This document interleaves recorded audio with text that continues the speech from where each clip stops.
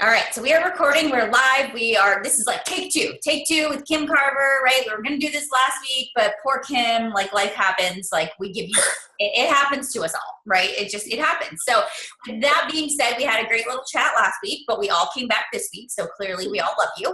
And we're excited. So, and I gave maybe a little bit of backstory last week, but you shared this presentation just briefly behind stage at NLC. It just kind of, I was like, that's awesome. And to me, it was the visual, it was the way you explained it, and how just awesome it is to look at the business model of Beachbody and to compare it to other companies. And, you know, as we go through life, there always will be opportunities that come up that could distract or sway or sound better.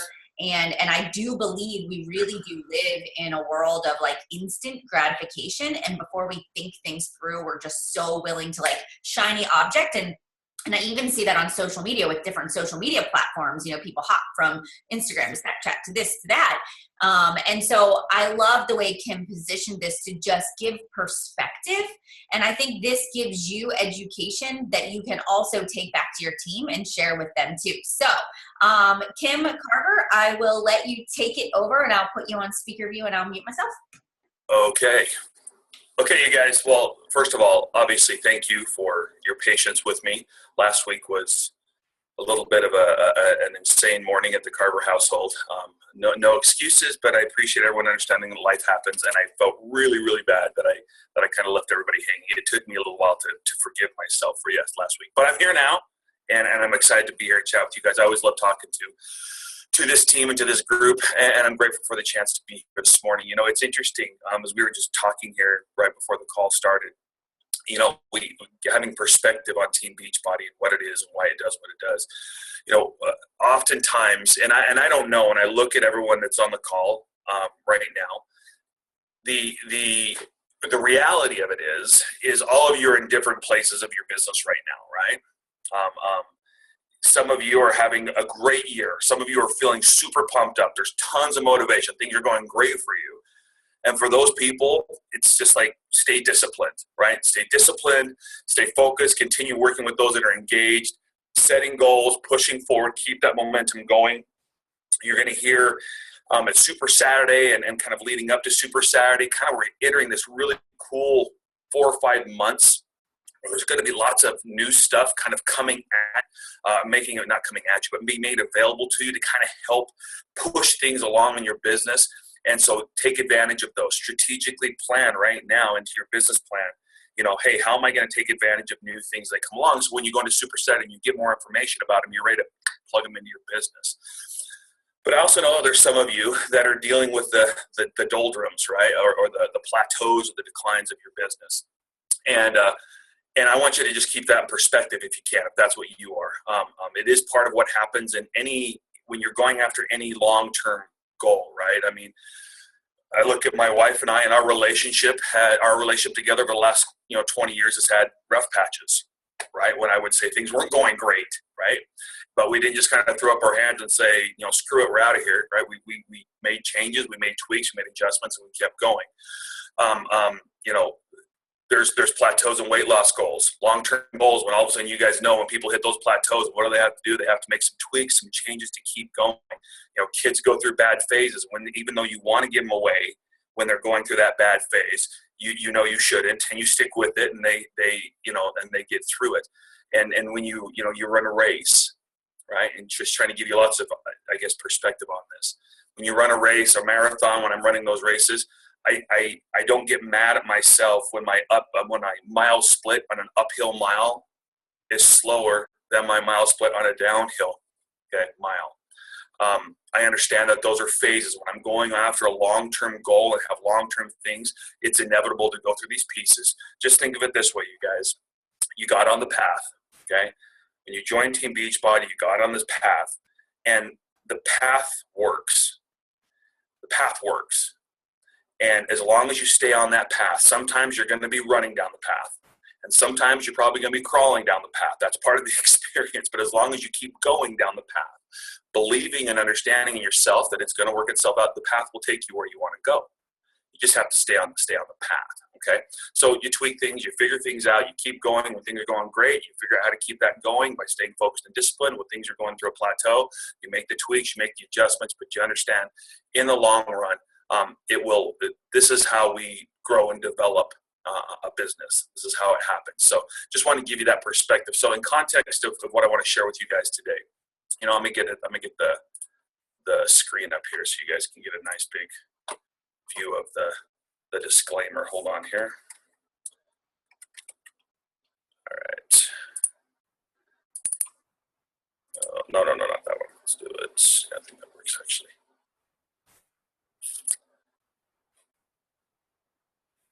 Can you guys see that okay now? That big blue screen? Okay, perfect. All right. So,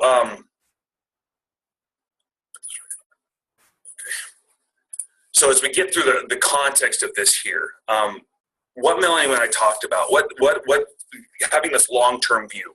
One of the things that will be, I guess, valuable to you in my experience will be to understand maybe some of these ins and outs or these inside pieces of our industry, what we do. Now, I was a little bit, this is training that I've kind of put together and I haven't really published and put out yet. I'm still kind of fine-tuning it. Trying to it's actually part of a 3-part series on our compensation plan that I'm getting ready to put out. But the reason I want to share it with you is I want to help you have some perspective on a couple things. I want to help you understand a few things more about your business that maybe you haven't thought about before. I want to talk about our compensation plan structure, okay? Why it's structured the way it is. And when I do that, I'm also going to highlight why it's not structured the way it is. And also give you some information about maybe some of these other things that kind of get thrown at you. Now, I will say this right now. In my years around network marketing, it's whenever people come to you and try to compete on their compensation plan. Well, my comp plan is better than your comp planner. It's a bunch of baloney, okay? Compensation plans pay when there's volume in them. Volume gets produced when there's consumption. Okay, if the product is consumable, if it's going to be, then there's a chance that it will pay commissions. But how those commissions are paid are very important. Okay, how those commissions paid will tell you a lot about a company. So a lot of you know I grew up in a household of direct sales and network marketing. My dad, I'm the oldest of 7 kids. My dad was a teacher, and so he was always looking for ways to make ends meet. And so my dad, like a lot of you or like a lot of people had this kind of duality of interest when it came to his money needs. He did need money now to pay the bills, to help get shoes, to these other pieces. But what he wanted more than anything was to build something that would provide a lasting, sustainable income source, residual income, to help alleviate some of the ongoing financial stresses of life, to give them more financial control back. That was always what he wanted long term. And I think that's where a lot of people are. When we talk about compensation plans, okay, and in my 15 years or so doing this on a professional side, I've seen a lot of things with compensation plans. You'd be hard pressed to show me something that I haven't seen. Okay, I've created compensation plans. I've consulted and modified compensation plans. I've done all kinds of things around this. And let me tell you something. Okay, one thing I found to be absolutely true is you can tell what a company values by how they structure their compensation plan. You can tell what's most important to them by how they structure this compensation. And the reason is because it's their greatest incentive to drive behavior with their representatives. Okay, and so when you look at compensation plans, okay, now guys, I feel like I'm like diving into a rabbit hole. I'm like, I hope these guys stay with me on this because this is going to be one of those kind of cerebral discussions. Hopefully, I'll keep surfacing us up on the perspective. But when it comes to compensation plans, there's no perfect plan. So it feels to me like sometimes we get caught up in that, right? We think that there's some people, we get caught up in this compensation plan. There's no perfect plan. Every plan has pros and cons. Our plan has pros and cons here at Team Beachbody. But again, what it does indicate is what the company values most. It's important to understand that a compensation plan pays commissions, again, like I said before, based on volume. Without volume, there's no commissions. But how they portion out commissions from volume is what's important in seeing and seeing what their values really are, and it helps us understand why we do what we do. So when we talk about that, when you talk about commissions, typically you talk in terms of front-end commissions and back-end commissions. So stay with me here. This is like network marketing nerddom coming out here, okay? But front-end commissions are commissions that are typically paid for helping a new rep or customer get started, right? It's that initial commission that you get when they buy that challenge pack. It's that initial thing, and typically those are paid in a different way, okay? The back-end commissions are the commissions that are paid for ongoing consumption after that initial purchase, right? So in the blue side over here, the front-end commissions, that's kind of the transaction, that initial transaction. The back end is the retention, the consumption, ongoing consumption, and that's what produces what we call residual income, right, or ongoing monthly income that compounds over time as more and more people are consuming and using the product, okay? So understanding that, now you can look at this. If a company has a very high percentage of their commissions compressed on their front end, they're said to have a front-end loaded plan, okay, is what it's called. And if a company has a high percentage of their commissions reserved for their back end, they're said to have a back-end loaded plan. Now you're probably going, why does this all matter? Stay with me here. I'm building to a point here, okay? At Team Beachbody, I would say we have a fairly balanced plan. We're neither fully kind of front-end loaded nor back-end loaded. Our plan is designed to offer good commissions on the front end for our coaches through our challenge pack bonuses and retail commissions. Hey, Craig. And it's, you know, it's important that the commissions earned on that front end are attractive for helping someone get started relative to the work required to get them going. But we are what would be considered a front-end loaded plan. Okay. Now, why is that? Well, because at Team Beachbody, while we value the start as a critical step, what we value most is helping people make lasting changes in their life. So when we talk about values again, think about that. These are the results that we want, and we know if our coaches focus on those results, they will have the greatest income opportunity for themselves, the greatest opportunity to create residual income for themselves in the long term.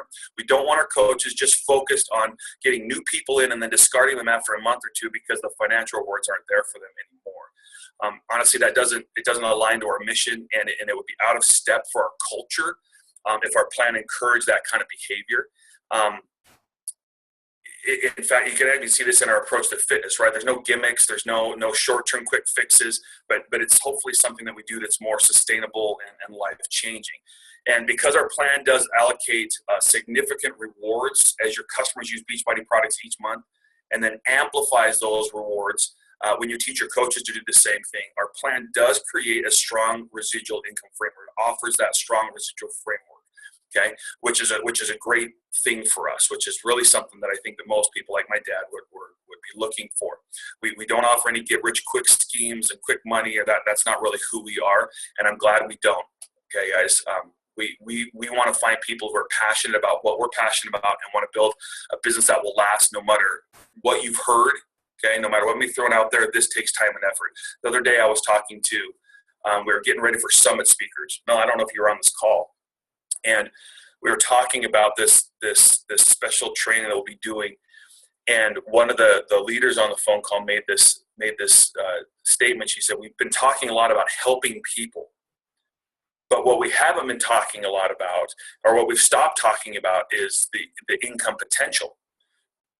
And I kind of had to stop her for a second. I said, "Well, what do you mean by that?" She goes, "Well, I understand that we want to do good and we want to help people and we want to do all those positive things, right? But we also have to make money." And I said, "Well, absolutely." I told her, "Yeah, we do." And maybe the disconnect is we haven't connected those two. The best way to make sustainable long-term income is to have a focus that helps people. That focus, those two things aren't mutually exclusive. They're very much related to each other. And I think you see that. Again, what does the company value? When you look at Team Beachbody, you see, again, the way our plan is structured, what we value is that ongoing consumption and working with people. Okay, so what this means, honestly, guys, is that from our compensation plan, how it's structured, it might not appeal to everyone, and that's okay. There's other options out there for them that value different things, and I'll talk about that in just a second. The reason why I bring this up is it feels like again, having been around this for 15 years or so professionally, it seems like every 3 years or so, there's this like invisible cycle when all of a sudden this certain type of company kind of comes onto the scenes, and the companies tend to use very front-end loaded compensation plans, okay? And when they do this, they're really good at creating a lot of hype and excitement because it gives the perception that they're paying a lot of money out, and it creates a lot of questions inside a rep's heart, a coach's heart, to be like, oh my gosh, am I being dumb? I mean, look how much money they're making over there. And you start to wonder if you're being a smart business person by not chasing that. And so I want to take it just a second, if I can, because I know some of you have never come through this. You haven't been like me and seen this happen over and over again. And I just want to give you, maybe to illustrate the pros and cons, let's just put it that way, of maybe a front-end loaded plan, okay? Not picking on any company in particular, but just educating you. So you have to know that when front-end loaded plans come onto the scene, they can appear very lucrative to people because in the short term, they pay out big checks, right? The reason why they do this is because they concentrate a very high and unsustainable, honestly, percentage of commissions on that initial purchase. These companies typically have very high buy-ins options, all right? So you'll see them, they're like the $500, the $1,000, or the $10,000. I mean, I've seen them high as like $15,000. It's crazy how high these buy-ins come in play. But they have these high buy-in packs combined with these very high percentage commissions payout, which produces one large commissions check. And that's what you see everybody talking about as they kind of go through and everyone kind of buys in. All of a sudden they're like, oh my gosh, look at my team, it's growing, and look at all this money that I'm making. Okay, they're not talking about the residual income. Okay, they're talking about these one-time bonus checks. And again, seeing that quick money can be very attractive. The problem is it doesn't last. It can't last. These plans always have a drastic drop in commissions after that first purchase, and they severely limit the income potential on the back end residual, so the company can afford to keep paying out so much on the front end. Look, guys, I built a lot of these. I built lots of plans. I know how these things work. When I in the past, when I would work with companies that would do this, that would have front end loaded plans, when I would see that, what ends up happening is on the back end, they really shorten the amount of commissions, and they do this a couple different ways. They either lower their percentage payouts, or they lower, in our term, it would be the bonus points, how much commissions can actually be paid on a certain amount. So maybe I'm spending $100 a month for my monthly products that I use, but only like $50 of that is eligible to pay me commissions, right? They do a lot of things to squeeze percentages because the company, I mean, there's only so many ways to split a dollar, right? So the company has to figure out a way to stay in business. And if they're going to pay out this huge percentage on the front end to reward acquisition, there's not enough money left on the back end to actually reward that consumption, that retention that takes place, okay? And what that results in is, with that limited residual, is a very small commissions that are ongoing, okay? These front-end plans. Now, so while there are pros and cons to every compensation plan, my experience has been that companies that use these front-end loaded compensation plans that are typically architected around recruiting, they tend to fade pretty quickly because what attracts them disappears quickly, right? What attracts people to them disappears quickly. I guess to be even more direct, while others may have had a different experience, out there, in my experience, I've never seen a company ever with the front-end loaded compensation plan last. They come to the market, they make a huge splash for a few months or maybe even a year, and then they're gone. These type of plans, just so you know, also tend to attract a lot of scrutiny from regulators, and there have been a ton of examples of companies that have been shut down or forced to change their compensation plan by regulators because it was too focused on recruiting. That recruiting element of it was too strong, and the upfront opportunity was too much, as opposed to real people buying real products because they really want them, okay? So for me personally, okay, and I'll speak for me here, what I value in business doesn't line up with these front-end loaded plans, and it's why I personally couldn't work for a company that promoted that kind of a plan, because for me it would be a career with a really short expiration date. Now, even knowing this, when these companies first come onto the scene again, it's hard, if you haven't gone through it before, it's hard to believe that this company could disappear when it seems like all you're seeing is the reps at these companies getting these big bonus checks. It seems like they're conquering the world, but seldom if ever lasts, you guys. And my experience has been, again, that it follows a very predictable pattern. As the rep business moves, Out of their war market, the front-end commissions slow down, okay, which means they have to rely more and more on their weak residual income, which means, again, their income starts to fall, okay? It has to rely on that residual income part of the plan, which isn't very heavy, okay? And so their income starts to drop really fast as they go through my war market. I've talked there when I've got all these acquisition bonuses, they're paying me these big checks, but now it's getting to the point where it's ongoing consumption, real people really using real products as they really want them. And because the value isn't there, most people didn't come into there to use the products that way, and because the commissions are so squeezed that the structure isn't there, my income is dropping very, very quickly in these plans, okay? And then when this happens, inevitably the rep then is then forced to move to another business opportunity. Now, unfortunately, my experience is because the financial needs of this rep, typically they start making all this money and they're talking about it and they're promoting it and it's a really big deal and they're probably living a different kind of lifestyle, but then when it starts to drop pretty hard, their financial needs are still significant. They feel like they still have to hold this aura up to people, and then they usually move from one front-end loaded plan to another front-end loaded plan to try to get that money back up as quickly as possible. But the difference is this time there's more skepticism in their network regarding kind of the things that what they're doing, and it shortens the lifespan of that front-end plan for the rep, meaning there's fewer people that will come and listen to what they have to say, which means it's going to be lower commission. So you'll go up, and they'll go back down again. And this tends to repeat itself over and over and over again. And with each jump to a new opportunity, their credibility within their network continues to erode, which makes it harder for them to access the success that they really want, to get the success that they want. Now, I think probably a lot of you know examples of these types of individuals. There was a rep that in a previous life, he was a incredibly successful rep, one of the top earners in the company that we had. He was making lots and lots of money every single year. Let's just say that. I mean, living in big houses, big cars, all these kind of things. But he started to engage in these type of behaviors. What ended up happening to him is he didn't pay his taxes, actually.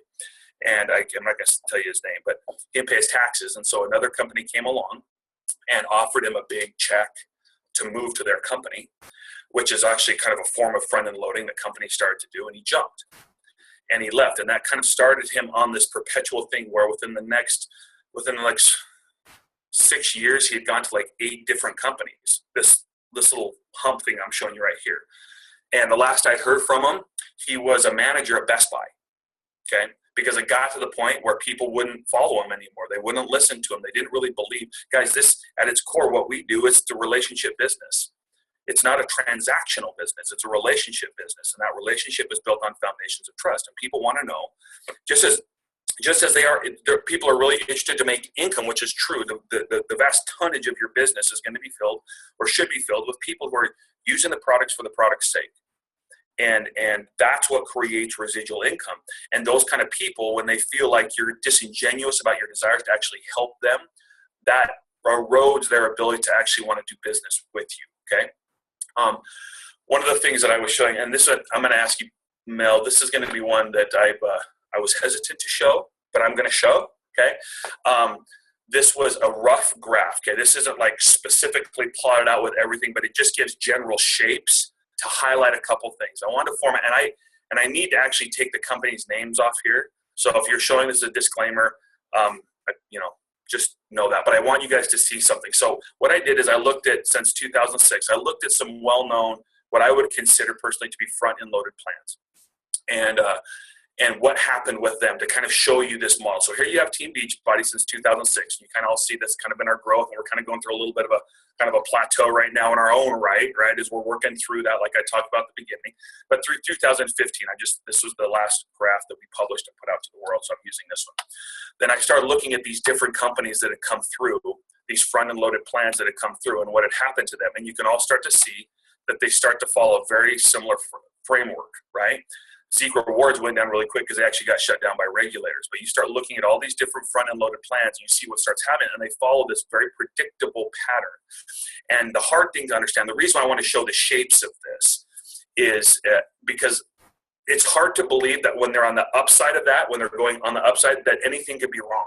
In fact, you start to think, man, I'm crazy. Like I'm missing out on these big money opportunities and all this other stuff that's over there.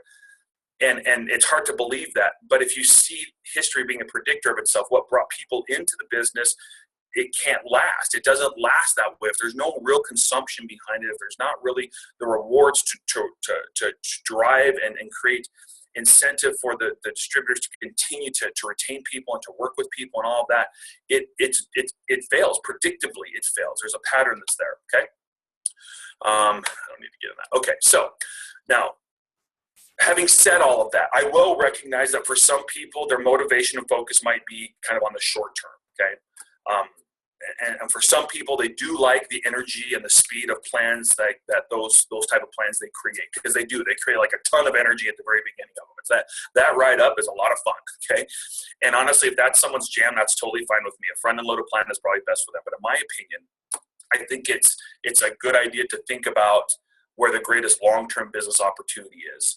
And for people whose jam that is, I think it's important you understand what factors play into that. And I'm giving you this so you can kind of understand not only why we've structured our plan the way we've structured it, that it reflects the values that we have, but also helping you kind of parse through the noise sometimes that tends to come up more. We're seeing a flare up of it with some companies like that are coming on the scene right now.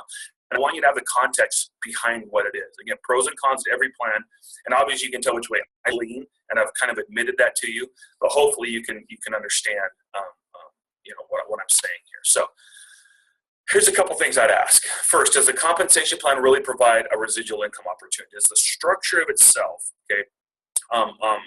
provide that opportunity? Is there enough allocated to residual income that with real people buying real products because they really want them, is that structure there? If so, the great thing is in the long run, those plans will always pay you more money than the front-end loaded plans will. Plus, you won't have to start over every 12 to 18 months trying to promote something new to your networks.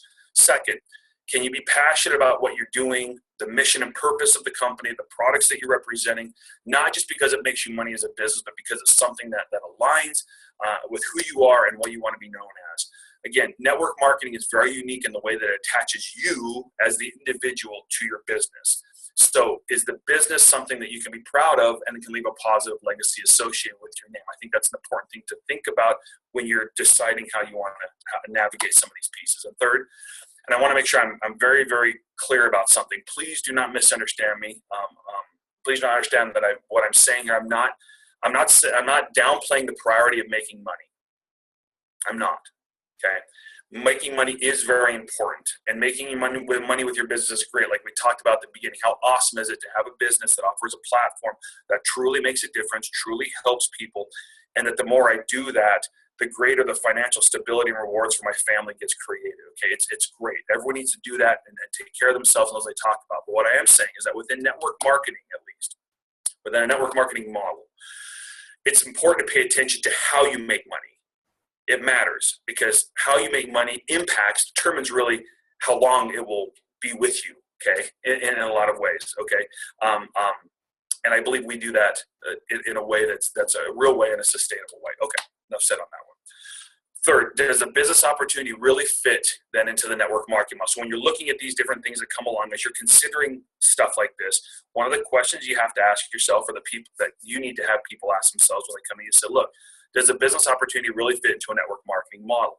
Network marketing is a really good fit for a lot of products, but not all products. Now, interestingly, one of the things I've noticed is that when a compensation plan is so heavily predicated on recruiting bonuses, the reps tend to treat the product as almost inconsequential. All right, you don't hear a lot about the products. It's kind of like this aside, okay? And they keep treating it because what really matters are those big bonus checks, those things that are going to come through, right? Now, part of the reason why I'm sensitive to this, and again, I'm confessing a bias here, I believe that this is one of the things that's very damaging to our industry. It plays into the very worst stereotypes of what we do, what the business model is, and it creates skepticism in people's minds that extends to all network marketers, not just that one person. And so I tend to be really, this is one that really kind of is important to me. Now, one of the things I love about, one of the reasons why I came to Beachbody, one of the reasons why I love Beachbody, is that fitness and wellness is a perfect fit for network marketing. Fitness isn't a fad. It's always in demand. In fact, the demand is growing, unfortunately, right, with obesity and other things. And a peer-to-peer model that connects people in fitness is becoming much more popular in our increasingly connected world. And guys, everyone needs a coach. Everyone needs a coach. I was talking about the other day how I printed out like 250 of these, I am Team Beachbody stories and how they came from different walks of life. In the beginning, if you didn't join us there, I was talking about, you saw old and young, and you saw single, and you saw married, and you saw people with kids and people without kids, and different ethnicities and different life situations. But the one thing that all had in common was they all had a coach. They all had someone that reached out to them and that helped them make positive decisions that change life, help them stay accountable to things, someone who gave them support on their journey. All of them had a coach. Everybody needs a coach. And because of that, there's always going to be an opportunity for you and for your business. So yeah, you might have to make tweaks and things along the way to make sure you're getting into new markets and different groups and stuff, but there's always going to be demand for what you offer. So not only does our Planet Team Beachbody provide a pathway to residual income, the structures there, the framework's there, everything's there that way. Our model and our offer are sustainable and have been proven to work time and again for our coaches. And when you add to that Team Beachbody is the undisputed leader in the category with powerful brand recognition, et cetera, it really is a combination that can't be beat. That's one of the things I love about us. Okay. I'm going to end real quick, kind of share an experience with you. One of the things that, this is a topic, let me say it this way, this is a topic that I get very passionate about. And it's not just because I like to nerd out on compensation plans, and that's not it. I get very passionate about it because I've seen the real world impact that this has in my family.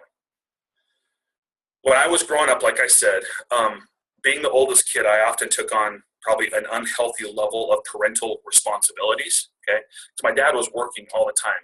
We would get up in the morning and we would go through newspapers together. I'd sit in the back and fold them up and hand them to my dad. My dad threw them out the window. He'd do a newspaper out. He would come home.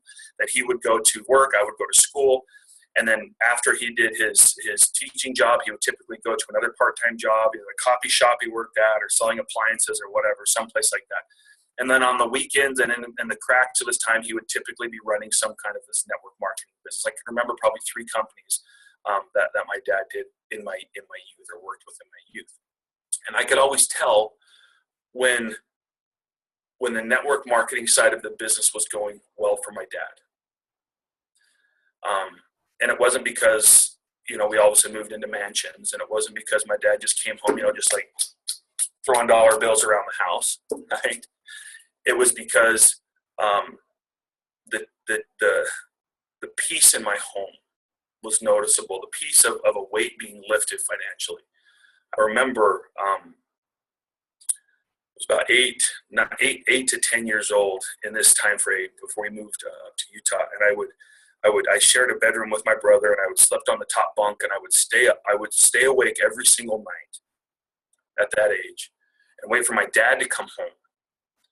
And the reason why I would wait for him to come home wasn't because I wanted to reach out and hug him and kiss him, but I wanted to listen to him and talk to my mom, because I wanted to hear him.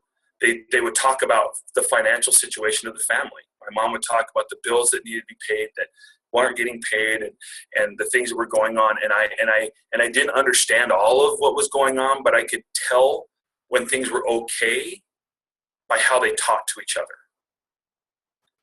And I could tell when things weren't okay by how they talked to each other, the stress in their voice and the concern.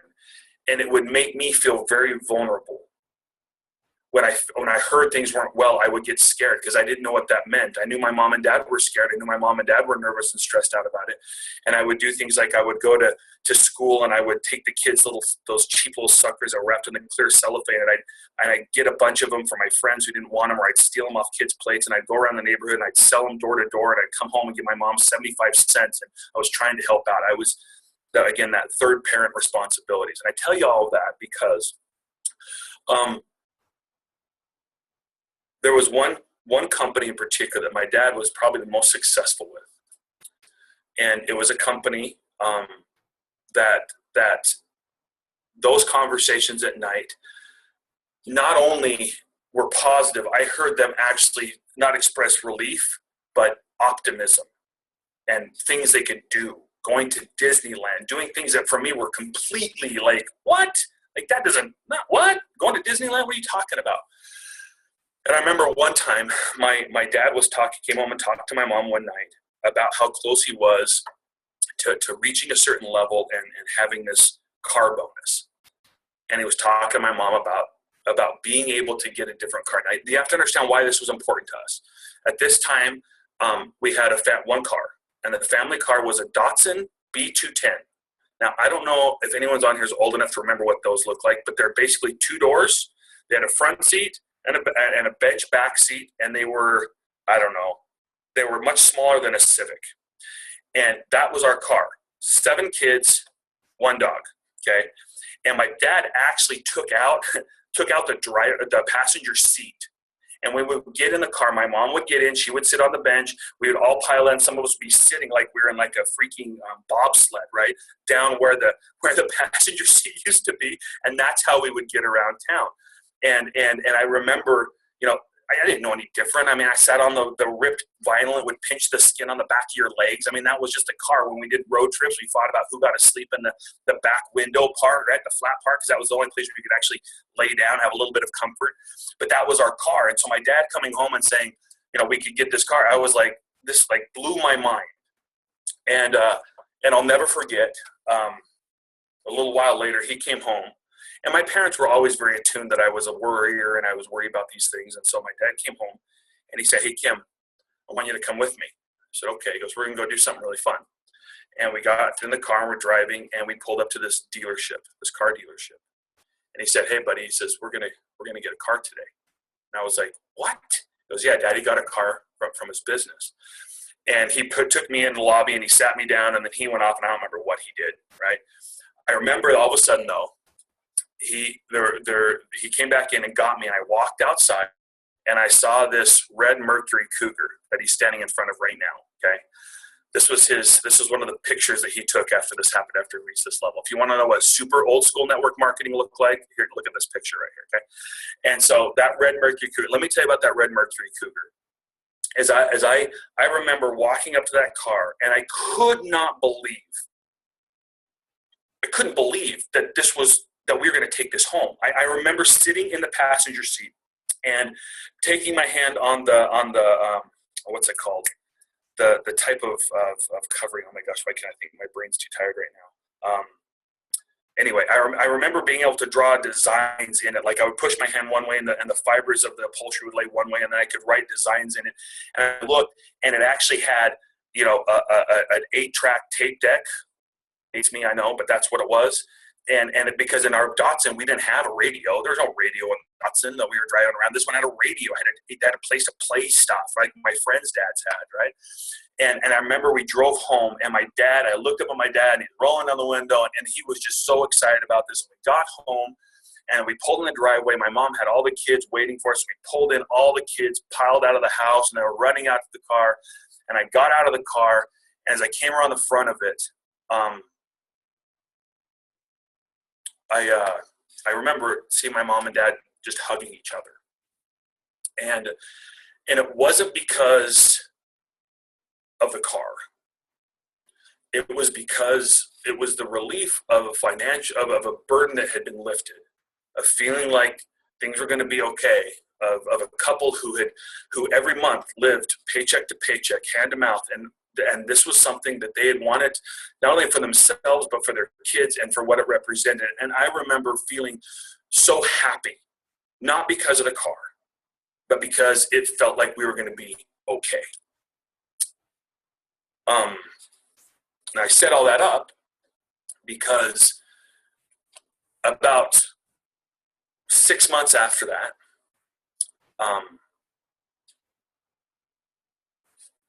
the owners of the company decided it was time to cash out. And overnight, they took all the profits from the company and they left the country. And my dad was left with a lot of inventory and a lot of debts. And it was because of that this little family, you see on the screen, my dad and my mom, had to file for bankruptcy. We left the house that we lived in. We lost that car that we had. And it's been that experience that to this day has always, always, always produced in me a very high sensitivity that in this model that's built on the fabric of people's lives, we have to be not only a company of integrity, but we have to be a company that our reward structure and that I want to be. I'll speak for me. That I will, like, integrity is paramount, but also how the structures and the products it's got to be done in such a way that it doesn't take advantage of people, that it's not short term, because I promise you on those short term things, on that way down, lives are destroyed on the way down. Just speaking bluntly, people like my family were. And so for me, when we consider what we do, why we do what we do, okay, I hope that we'll understand, and we'll look at our compensation plan, understand the structure behind it is designed to reflect the values that we have as a company. And those values matter. And how we approach it matters. And we can't take those things for granted. And so when we see these other shiny objects come along and it creates maybe some trepidation on our, that's fine. That's normal to be able to do that. But let's look at what it is for what it is. Okay. And let's understand, that maybe it may or may not match up with our values, you guys. So anyway, Mel, that's what I've got. I hope that was what you wanted me to share. Okay. If not, I didn't really give you a chance to stop me, so I just kind of rambled on for 40 minutes. So. That was perfect. No, that was good. Uh-oh, I hear me echoing. I can hear you. Okay, I'm not echoing anymore. All right. No, it was perfect. Thank you so much. It was spot on. That's exactly what I wanted you to share, because when you didn't share the story at the end when we were sitting backstage, because I think we had 2 minutes, but. Well, that was a last minute addition just for you guys, because I know if I didn't share some story on here, some of you would be mad at me. So. But it was perfect because it really wrapped it up, and it just, that happens today. It doesn't matter that scenario happened to you how many years ago. That companies do that today. There are bad people out there. And I just read an article about it, and I won't mention the company, but they had a very, very high buy-in, and now they're having a big problem with people who can't move that inventory. They can't do stuff with it. And now these people are being, they're going into bankruptcy. They're having all kinds of problems with it. So It still happens. And I think one last thing too is I had a conversation with Jeff Hill yesterday, and now you're on this call today. And it just, every time I have conversations with corporate, you either go one of two ways when you work in a corporation. You either get a good feeling or you get an icky feeling. And every interaction I've ever had with corporate has been this. There is a theme of the kind of company that we are, and it goes all the way from the top to the CEO down through the sales team and all of the coaches. And I think that this past 18 months has been such a great process for our company, even though maybe it's been a little bit of a hard process. I think the people that are here are like the people, right? The people that align with the mission or have that heart, and it just reminds me, it's like things like this remind me of why I love my job, because I like to feel good knowing I'm doing something good in this world. So I thank you so much for your time today. No, it's my pleasure. I appreciate it. I hope it was helpful to you guys. If you have any questions about any of that stuff, let me know. I'm happy. Mel, I can send you these slides. Yeah. I'll probably take out the company names on that one. I meant to do that before I did this because I don't want to bash other companies, but okay. So if you guys took a screenshot, just don't share that anywhere until we change that slide, if you wouldn't mind. I just don't like to get into calling out companies or anything. That's just not a good practice to get into. Right. Anyway. Yeah. So no, this is great. And then I have the recording that I'll upload that would be great for you to share.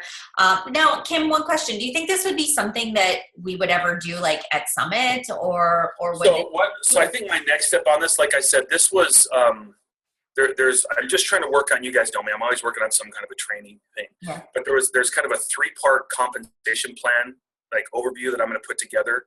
Mm-hmm. This is one of those when I say basically why our plan is structured the way it is, kind of reflecting our values. So we understand that.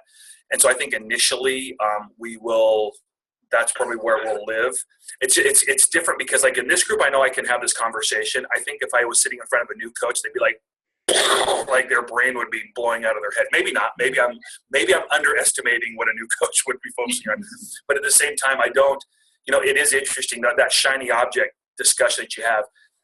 once you guys go through this once, you'll recognize it next time when it comes up, and you'll be like, okay, I see what's going on with this, because you'll see the full life cycle of these companies. You'll see how they come and go, and then you kind of get immune to it. I saw someone was mentioning Verve on here.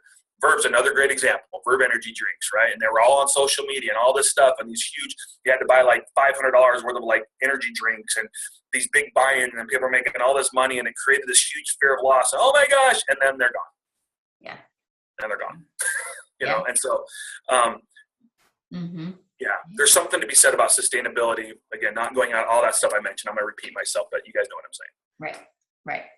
Awesome. Well, thank you. I appreciate Thanks, your time. guys. And I know my team really appreciates your time too. And so thank you from the bottom of my heart for giving us your morning. Love being here, you guys. Thank you. So, all right. Melanie, can I ask one quick question though? Because I actually do have a question so if these like front-loaded compensation plans, aren't they technically what we call a pyramid scheme? Like how are they actually? So yeah, that's a good question. So a pyramid scheme is defined as basically when it comes around recruiting or not exchanging for goods. So they're very good. By the way, they don't come out. These companies, they don't come out and be like, hey, we're a front-end loaded plan. We don't really care about it. They don't do that, right? So they'll come out and they give lip service to products and they give lip service, but you can tell what their motivation is by really what the main discussion that happens, right? And so a lot of them do get shut down. Like I showed you a couple on that graph that did get shut down for being pyramid Ponzi schemes because so much of it was focused on rewards, was focused on the acquisition, that there was really no consumption. There was really no sustain, that regulators come in and close them down because of that. Guys, one of the things when I came to Beachbody that is incredible for us, okay, is in any given month, between 65 to 70% of every purchase made is made by a customer. Okay, guys, that's huge for us. Now we have a lot of coaches who are consuming products, which is fantastic, right? Which we want. But at the same time, those coaches have their own little stores, and their little store should have customers, which means we should have many more customers than we have coaches. Now for us, that sounds very intuitive. I can promise you, in a lot of other companies, that's not the case. Okay. That's not the case. So Katie, to your point, yes, that is one of the definitions of it. That's one of the attributes of it. There, I have typically what happens is that not all of them get shut down by regulators for being pyramid schemes, but they just kind of burn themselves out. Because again, if you think about it, when people start having to rely on that residual income portion because they can't, they've gone through their whole war market, they've gone through all that stuff, and now they're in the business of, you guys know, going into my cold market and getting that going again, having that happen.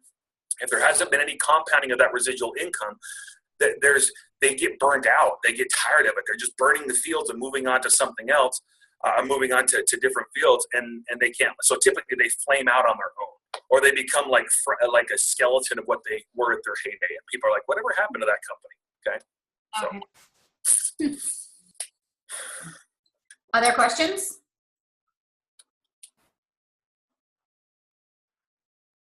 None. I'm looking at your car to see if I need to do any answering your questions. So you guys really think, so this sounds like something you guys think we should put out there a little more strongly. Okay. Yeah, I do. I really do. Education. It's that education. And especially, how many of our coaches didn't know anything about network marketing when they came in? I knew nothing. I had to do research. So I just think our type of business, we don't attract network marketers. So that education piece is key. Yeah. And there's nothing wrong with fast growth, you guys. Like I said, I want you guys to all grow fast. But again. Well, we want longevity. We want us to stick around for the long haul too. So exactly. Yep. Okay, cool. Cool. All right. So we'll do this, and maybe Mel, on an offline conversation, we can talk to Jeff about figuring out how to make this kind of stuff a little more widely. So sounds like a plan. Give me a call. He listens to you more than me, Mel. So I'm always game. Just call me. We'll chat. All right. Sounds good. All right, guys. Thank you. All right, guys, have a wonderful day, and I will see you guys next week. If you didn't get a chance yet, I'm doing that new coach kickoff call tonight at 9 o'clock. I'll share the link if you want to invite your coaches to be on. If anybody else would like to be my backup co-host, Matt is going to the Pens game tonight, so I'm going to put the kids to bed and hope that they all sleep nicely while I do this call. But if anybody would like to be my backup, I will take some help just in case. So with that, thanks, Katie. That's awesome. So with that being said, guys, have a really great week, and I will see you guys back here next Wednesday. Bye, everybody.